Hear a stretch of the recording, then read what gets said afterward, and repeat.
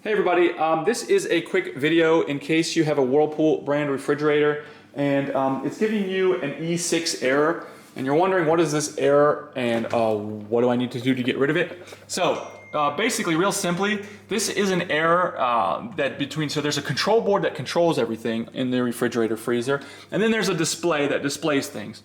Your displays can look different depending on what you've got.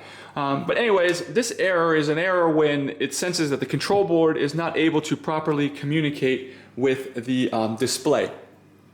And there's a couple things that could be causing this. Most of the time, you're going to need to have a technician out because it could very well be that the control board needs to be replaced. It could just be the wiring between the control board and the display. But things like that, you're really getting into the guts of the refrigerator, and you could be voiding the warranty if you try to get in there. So the one thing that you can do before you call somebody that will clear out the error, it's just a question of whether it comes back, is just to do a hard restart on your refrigerator. So just unplug it and leave it unplugged for several minutes, and then plug it back in and see if this error doesn't come back. And hopefully it won't. And if it does, yeah, at that point you're probably going to need to call somebody to come look at it. But hopefully this video helped you at least figure out what's going on. Thanks a lot for watching. Have a great day.